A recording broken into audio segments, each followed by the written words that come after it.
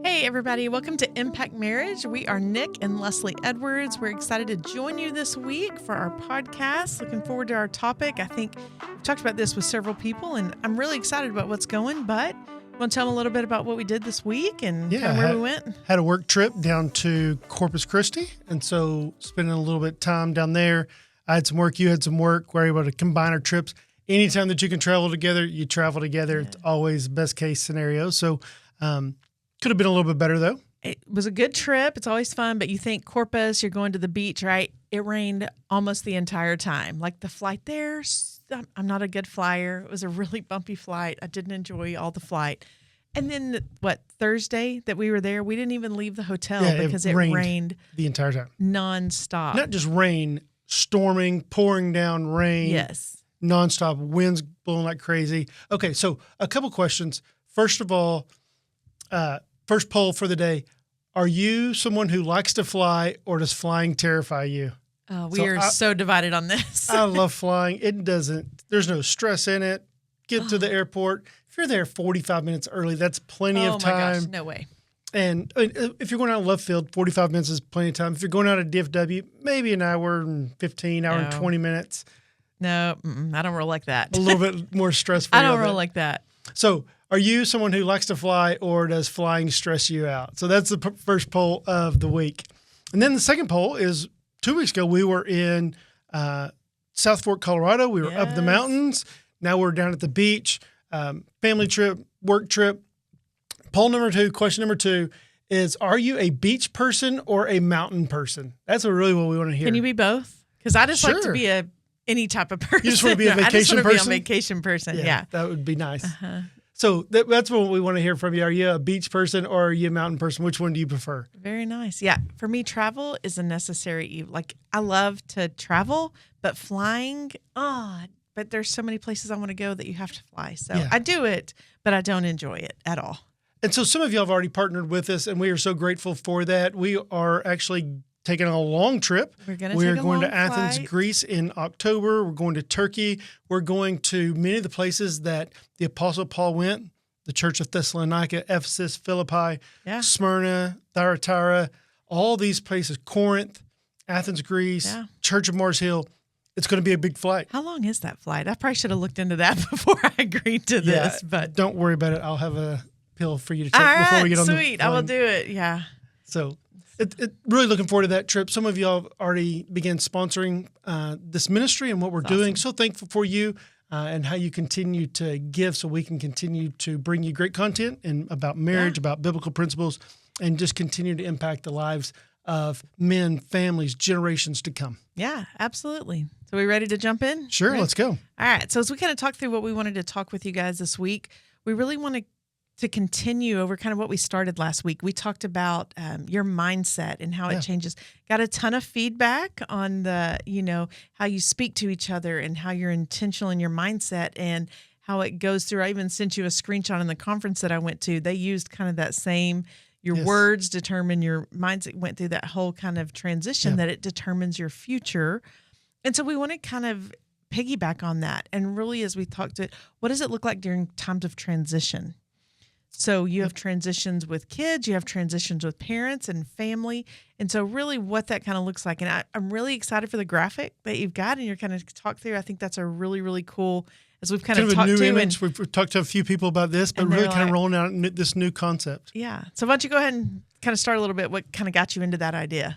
So doing marriage counseling, talking to different families, hearing from so many different people who you go from being a little kid, you go through these teenage years. We have so many friends, our kids going through these teenage years. Your perspective of life is different. Their perspective of life is different. But it's not just that. It's how we continue to progress. So you go through these different seasons of life. And part of this came out, I'm writing some brand new curriculum for men called Impact Manhood. And the goal, I got to sneak peek it. It's really good. I'm really excited about it. The goal is that there would be 12 4-week studies. So each month there would be a 4-week study. And one of the volumes of it is the seasons of life. And we all go through these different seasons of life, not just are you in a good season or are you in a bad season, but these seasons of maturity, these seasons of transition and change. Yeah. And so, whether that's becoming a teenager, and that's a transition, moving out of your parents' house, going to college, getting married, starting your first job. All those things. Yeah. So each generation has to go through these different transitions. And so how do we perceive these things? How do we see them? How do we understand them? And then how do we, as a parent-child relationship, how do we understand these different transitions of life? I think that's one of the things. It's one thing when you go through a transition as a single person. You go off to college and you have your group of friends, but that's kind of your own transition. Yes. And you come back, you start your career, you have that job that's kind of your own. But really, like what we're learning and growing in is how we do transitions as a married couple and how we, in the times of transition, like when I'm transitioning, when I'm saying, I'm like, I just get to do what I want and get to make the decisions. But how you do both of those kind of decisions together, and then even more so when they affect other people, when you have kids that you're looking at, right. Or, transitioning, even like in our parents, like we're in a different season of our parents are at a different season. So how we see them, how we view them is completely different. Our parents were young when they had us. And so we have some of our friends that their parents are older. And so they are going through, kind of transitioning, taking care of their parents and what that looks like. So we know that people are in all different stages of transition. And so that's the deal, is how do you transition and what do you have to be intentional about so that you do this as you transition together and not this when you go through transitions, that we have to stay connected and be intentional about us and also our other relationships when you go through transition. Yeah, absolutely. So, we've had people tell, that's not the person I married. Ooh. Well, I hope not. Yeah, I hope that you're 40 years old and you're not still acting like you were when you were 22 and you got married that first year of marriage. Hopefully you've matured. You're not that same person. Your spouse is not that person. So you have to understand every season of life, every transition of life comes with its own blessings and own struggles. The graph I kind of really want to show is really about the understanding and the perspective of kids and parents and how we have to transition as parents to see our kids differently because our kids see us differently. So I'm going to see if I can make this work.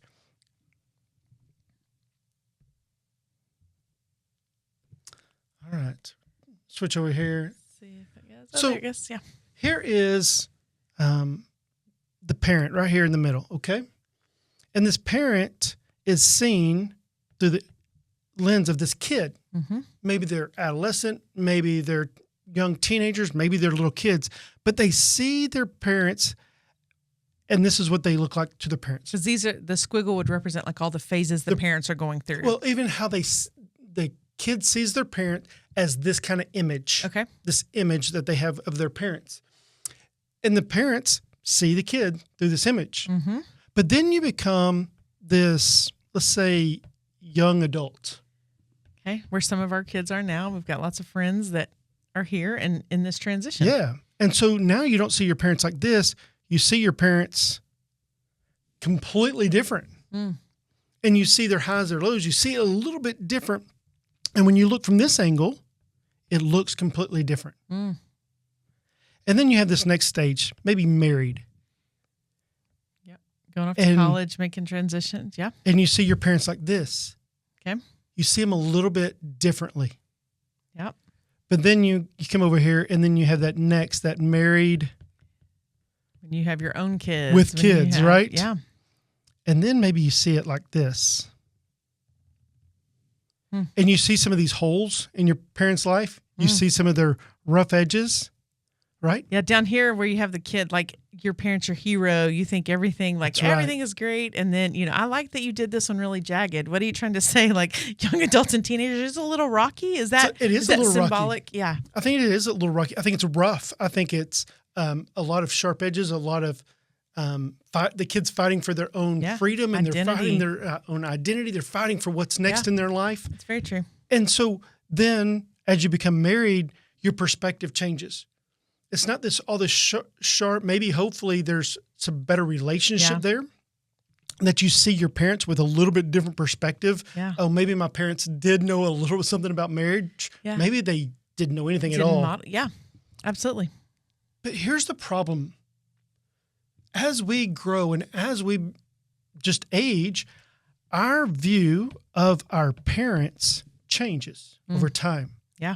And unfortunately, what happens with parents is they only see their child as a child instead of seeing them as, I see you as a kid, then they see them as a young adult, then I see them as married, straight down, and then I see them married with kids, right? Yeah. Parents want to keep it through the squiggle straight down. And they don't see always it a kid. as a cycle around. Interesting. And so we have, as parents, we have to work to see our kids from a different lens, just like our kids see us from a different lens and a different perspective over time. Yeah. So where do you think is the biggest struggle and the biggest pain from the kids' point of view first? Oh, from the kids' point of view? I think it's fighting for your parents to see you in that. It's this weird balance of you always need your parents and you love your parents, but I still need a little bit of my independent. Like it's that transition of like when you're living with your parents, you see your parents every day. You're talking to them. You know, when you're a kid, it's way more frequent. And then it transitions out. I know I was super blessed. Like when I used to drive 45 minutes to work, that's when I would talk to my mom every morning. And every afternoon, I would have a conversation with my mom. Sometimes it was 5-10 minutes. Hey, how are things going? Sometimes it was like the entire 45 minutes if something, was going on. And so transitioning from that role of you're my parent, you're the authoritarian, to now you're my friend. Like, hopefully that's the point you can get to, right? Yeah, you're my friend. And two adults. It's exactly right. And I think what happens, what happens on that really squiggly line as they transition to young adult, I think is super important for both the kid and the parent. That's right. Because I think that's where the turning point is for it. If we do this right, and if we're intentional in when our kids are in those hardest like stages, if we're being totally honest. Like, I love my children. I love my children with every ounce in me. But there are days that they are hard to like. And I'm sure they feel the same about me. Oh, absolutely they do. As we're battling this. Because we did with our kids or our parents when we were young. 100%. Right? 100%. So to me, I think that's the hardest part is when you're balancing that, because you both have to do it. Like the parents have to go, okay, I'm going to let go and give you some of that independence. And the kid has to say, okay, I'm still going to earn this trust from you. And it's that rocky, if you can get that and set that it determines how easy those curves are on the other end of it. So we have to change our perspective of our purpose with our kids. Yeah. Our purpose for our kids is not to help protect them, to make them the happiest, but to prepare them. Yes. To prepare them to be a teenager, prepare them to be a young adult, prepare them to be in a workforce, prepare them to be married, prepare them to be married with kids, right? And all those stages so that they are well prepared, well equipped for that next stage. Our job is not to keep them babies, not to keep them kids. We always joke that the cheapest and the easiest time is the younger they are, the older it is. Today is the cheapest and easiest it will be. And so we have to begin, our kids see us differently. Do they see us as those who are equipping them and empowering them, preparing them for all the things of the head, or are we just holding on to them? Our kids have to know, I don't see you as my 8-year-old little Johnny anymore. Yeah. I see you as this 18-year-old young man who's preparing for that next stage of life. And I'm going to say hard things to you, and I'm going to love you. Yeah. I'm going to nurture you, and I'm going to kick you in the butt because you need some hard things in life to prepare because life's hard. Life is hard. And I think that's one of the things that we've talked about our kids is you can do hard things. Yes, absolutely. And this goes back to the mindset of last week. It does. It's the mindset. And I think we talked about this with some of our friends is that there's almost like this pillow parent generation, and you're trying to protect your kid from everything. And there's a sense of like you have safety is a requirement for Absolutely. you to offer for your kids. And it is a different world that we live in today than was when Gen X was growing up. I totally get it. But ironically, we try to keep them safe from physical things, and we are not keeping them safe from social things and from technology and the things that war against their minds. We get stuck in trying to keep them physically safe that we forget and are sometimes so misguided in how much. And that's where I will be totally honest. Like we didn't grow up with social media. Like we didn't have cell phones until we were in college. And I think that's one of the things, like in that transition of it, is the role that social media has in this. And and I think that's something we need to really unpack in some future episodes of what does this look like. I'm gonna throw a hot sports opinion because I know some people. We're more concerned about red dye 40 than we are about the pornography that's on your 13-year-old daughter's phone. 100%. Right? 100%. And so what are we doing to protect their mind? But not just protecting. The job is not to protect. Right. The job is to prepare. And so that's a really good shift and a challenge to parents is when you change your mindset of it. Like, I'm preparing you. Like, I want you to go out and be amazing and do amazing things. So it's not just about what do you need for this minute right now. It's what do you need for your future? What do you need? Like we tell our kids, you can do hard things. That's kind of where we started for, I don't want to do this. You can do hard things. And every time you do, reassuring that and saying, look, you did that. And to me, it's a challenge. We're just in that stage. Our kids are 21, 18, and about to be 16. Oh my gosh. And it's, everyone said that the middle age, they're just hard. And I think we're transitioning now with our 18 and 21. Our 21-year-old just bought a new car, new to her car. First actual purchase that she's made in her life of any significance. And we've been hard on her. You got to save. Yeah. She's going, I just want to go play with my friends. I want to go out to eat. I want to go. Eat. Yeah. And she's been able to save and save and save. And then she's able to put this down payment down on this car so that she could have a car that she really likes and that will last her for a while. It's the preparing them. Yeah. And so always have that mindset of how am I preparing my kids for the next stage, and not just seeing them as my kid, but seeing them as an independent young adult, seeing them as they have their own family. They're not part of my family. They're now married and they have their own family. I see them as married with kids, and I want to bless them. Yeah. I want to help them know here's some hard things that are going to come up. Here's some financial things you need to plan for your future, because they're not ready for it. And so I'm always preparing them for what's next, even preparing them for when you're no longer with them. Yeah. So that's why you asked me what the hardest part from the kid is. And I think it's fighting against that independence part of it. But from the parent side of it, I would say one of the hardest things is releasing that control, that we have this perceived control over our kids. And that's like anybody that has teenagers, we see the moms like in Costco having like the 2-year-old meltdowns. I guarantee you most moms be like, I will take your 2-year-old tantrum any day to what we're dealing with. Over a 14-year-old. Oh my gosh, over the 14-year-old and the drama that comes with that.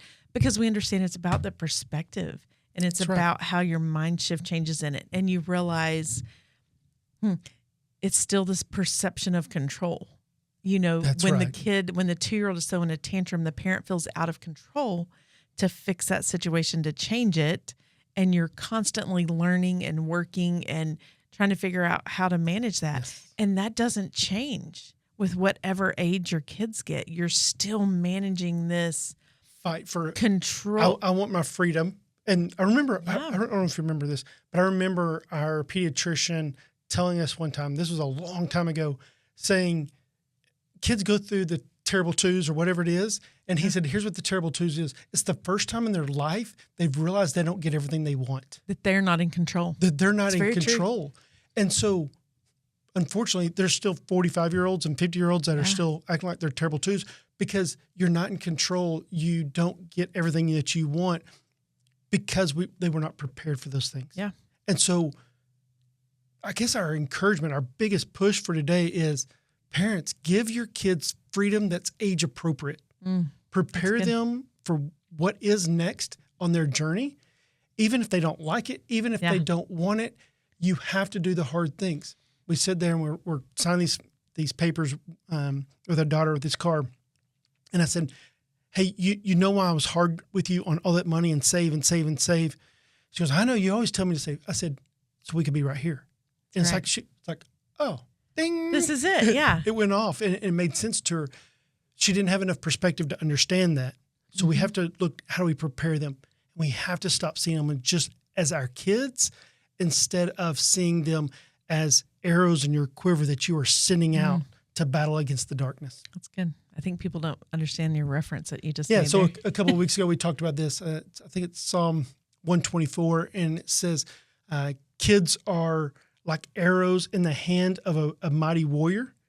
And it just meant the verse just continued to eat at me, and thinking arrows go out, they don't come back. Yeah. And that we need to be sharpening these arrows. We need to be preparing them. You are a mighty warrior who is sending these arrows out. They are to pierce the enemy. Yep. They are to pierce the darkness. And so we have to have this mindset. I am preparing you. I am equipping you. I am sharpening you because there is a battle ahead, and I'm going to send you out into this battle. Yeah. And I think the challenge for parents is I think you also have to have people around you to help in these situations. Like there are so many times that being in small groups with people that have kids our age, but also with people that have kids a little bit, like Roger and Krista Jones, like were so, like when we were in some of the hardest things with like teenagers and when they were just starting out, and I'm like, I don't know if I can do this, Krista Jones was like, you can do this. You're going to do this. You're going to pray your way through it, and it doesn't last forever. And just having people around that I respect as parents and see the hard work that they've done, just knowing that that's so important as a parent, is that you've got to get people around you that help build you up in that can kind of share in the woes of parenthood, but also just encourage you and push you. Well, and I would also tell them it doesn't end because I'm always pushing them forward. 100%. I'm not holding them back. And if I hold them back, we stay where we are. It's true. And so we have to progress through this stage. Yeah. If you're 12, you don't get to act like you're 2. Nope. Right? If you're 22, you don't get to act like you're 12. That's right. I'm going to push you forward, but I'm going to be there with you. And so I wrote this a while back as I was thinking about these different seasons. The job of parents is to put our kids in the most dangerous situation for them that we feel entirely safe in. It's a lot to unpack. Our the job most dangerous situation for them where we feel completely where we safe. can. It's the 2-year-old jumping off the diving board. Okay. Dad's not worried at all. Come to me, jump. I got you. I got you. I got you. It's dangerous for a 2-year-old, but it's not dangerous for me. Yeah. Interesting. So allow them to do scary things. Allow them to do hard things. Allow them to do things that they are terrified and fearful of to do. Allow them to be adventuresome and to live. Yeah.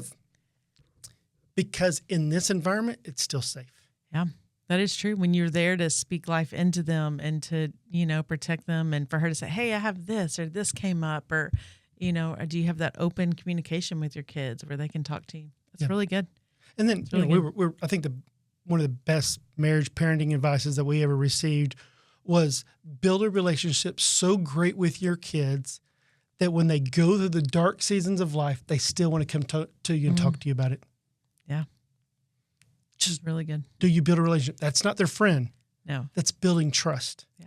Because it goes back to what we talked about. You have to help their mindset as well. You've got to speak that life into them and let them know you can do this. You are prepared for this. Right. God's going to be with you in this, and praying through. That's like some friends of ours, they were trying to make a decision over what to do. And I just felt called to tell them, you have to model with your kid what it's like to pray through a hard decision. Absolutely. And so for the next 7 days, as they were making a decision, they prayed at 7:00 every night as a family. You have to model for your kids how you go through hard conversations and how you transition. And we talked about that, with our girls. Hey, this is what we'd like to do in the future. Here's things we have to do to get there. Here's got to be able to have those conversations and model for them as you prepare them. It's really good. Absolutely. So it's good. Change your mindset. They're no longer your kid. They are an arrow in your quiver that you're preparing for the next stage of life. Yeah. View them differently because they're viewing you differently. Send them out, equip them, empower them, go encourage them to go do courageous things. one of my favorite quotes is this, that the frontiers of the kingdom of heaven are never brought about by passive men. Mm. You do not invade the darkness by being passive and weak. Yeah. You have to be courageous, and you have to go overtake the darkness. And that's because you have been equipped to carry the light of Christ. Yeah, it's really good. It's really good. So hopefully this is encouraging to you. It's a lot to unpack. Yeah. And so we want to continue to help you through this process because we're working through it ourselves. Yeah. Just knowing that our job is not to hold them, but to be a good steward of this child that God's given us in order that we would equip them and prepare them for all the work that God has in store for them, that they would be courageous and strong and full of faith, knowing when to fight and knowing when to pray and what that looks like. And so that's your job. That's our calling.